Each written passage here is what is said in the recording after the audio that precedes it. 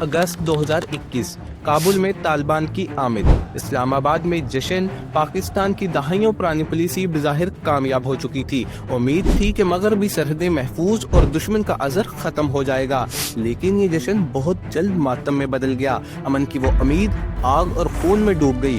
तालिबान की वापसी के बाद पाकिस्तान दहशतगर्दी की एक ऐसी खौफनाक लहर के लपेट में आ गया जिसकी मिसाल नहीं मिलती। खुदकुश हमले और सिक्योरिटी फोर्सेस पर हमले रोज का मामूल बन गए, खास तौर पर खैबर पख्तूनख्वा और बलूचिस्तान में। तो वो जीत तारीख की सबसे बड़ी हार में कैसे बदली? क्या पाकिस्तान के पुराने दोस्त अफगान तालिबान ही हमारे दुश्मन बन गए, और क्या इन्होंने अपने नजरियाती भाइयों यानी तहरीक तालिबान पाकिस्तान को हमारी ही तबाही के लिए इस्तेमाल किया? आइए जानते हैं इस धोखे और स्ट्रेटेजिक नाकामी की पूरी कहानी। इस कहानी का आगाज 1893 के इस बरतानवी नक्शे से होता है जिसने वस्ती एशिया और बरतानवी हिंद के दरमियान एक बफर जोन बनाने की कोशिश की थी। सर मार्टिनेमस डेवरेट और अमीर अब्दुर्रहमान के दरमियान होने वाला ये माहदा महज एक कागज का टुकड़ा नहीं था, बल्कि ये एक कौम के सीने पर खींची गई लकीर थी।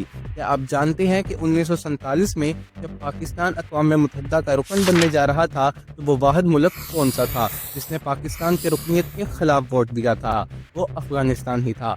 ये वो तल्ख हकीकत है जो हमें बताती है कि इस रिश्ते की बुनियादों में ही एक ऐसा तनाज़ा मौजूद था जिसे हल करने की संजीदा कोशिश कभी नहीं की गई। लेकिन तारीख हमेशा एक जैसी नहीं रहती। 1979 में जब सोवियत यूनियन ने अफगानिस्तान पर हमला किया तो पाकिस्तान ने अपने दरवाजे खोल दिए और 30 लाख से ज्यादा अफगान पनाहगज़ीनों को अपने घरों में जगह दी। ये वो दौर था जब मुजाहिदीन पाकिस्तान और अफगानिस्तान का मुश्तरका असासा समझे जाते थे। पाकिस्तान ने अपनी मईशत और सिक्योरिटी को दांव पर लगाकर अफगानिस्तान की आज़ादी की जंग लड़ी। लेकिन इसी दौर में एक और मसला जन्म ले रहा था जिसे हम क्लाशनकोव कल्चर और ड्रग इकोनॉमी कहते हैं। सरहदें धुंधला गई और रियासत के अंदर रियासतें बनने लगी। पाकिस्तान को लगा कि इसने एक ऐसा दोस्त बना लिया है जो हमेशा इसका वफादार रहेगा, मगर इसको क्या पता था कि सांप अपने ही घर को डस सकता है। अब हम इस कहानी की सबसे नाजुक और अहम हिस्से की तरफ आते हैं, टीटीपी का उभरना और तालिबान का किरदार। जब 2001 में 9/11 के बाद अमेरिका ने अफगानिस्तान पर हमला किया तो पाकिस्तान एक बार फिर फ्रंटलाइन स्टेट बन गया, लेकिन इस बार जंग बदल चुकी थी। तहरीक तालिबान पाकिस्तान का क़याम 2007 में हुआ और इसने इस्लाम के नाम पर खुद पाकिस्तान ही की रियासत को चैलेंज कर दिया। यहाँ एक अजीब तजाद सामने आया। एक तरफ अफगान तालिबान थे जिन्हें पाकिस्तान की हिमायत थी, दूसरी तरफ टीटीपी थी जो इन्हीं अफगान तालिबान के नजरियात पर चलते हुए पाकिस्तान में धमाके कर रही थी।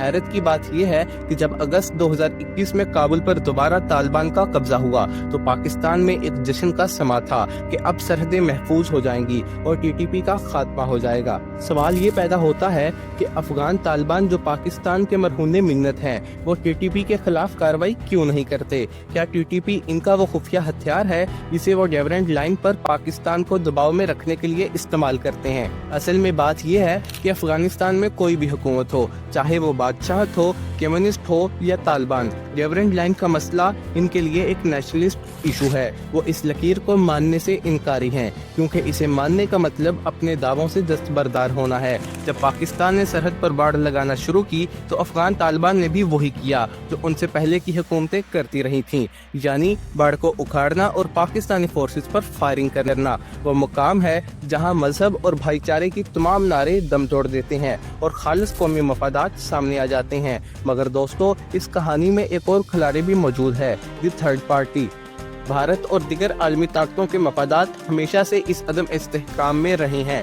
पाकिस्तान अब पहले पाकिस्तान की पॉलिसी पर अमल कर रहा है, यानी फर्स्ट पाकिस्तान, जबकि अफगानिस्तान खुद को आलमी तन्हाई में महसूस कर रहा है। आज तजस्सुस इस बात का नहीं है कि सरहदों पर कितनी बार लगी, बल्कि सवाल ये है कि क्या काबुल और इस्लामाबाद कभी इस 150 साल पुरानी दुश्मनी को खत्म करके एक नई शुरुआत कर सकते हैं? क्या डेवरेंट लाइन कभी एक पुरअमन सरहद बन सकेगी या ये हमेशा बरसगीर के सीने पर एक रस्ता हुआ जख्म रहेगी? पाकिस्तान और अफगानिस्तान का मुस्तकबिल एक दूसरे से जुड़ा हुआ है। अगर काबुल जलता है तो तपिश पेशावर में महसूस होती है, और अगर इस्लामाबाद गैर मुस्तहकम होता है तो काबुल की मायशत सांस नहीं ले सकती। लेकिन क्या ये दोनों मुल्क इस हकीकत को समझने के लिए तैयार हैं? आपका इसके बारे में क्या ख्याल है? क्या पाकिस्तान को अफगानिस्तान के हवाले से अपनी दहाइयों पुरानी पॉलिसी बदल लेनी चाहिए? अपनी राय का इजहार नीचे कमेंट्स में जरूर करें।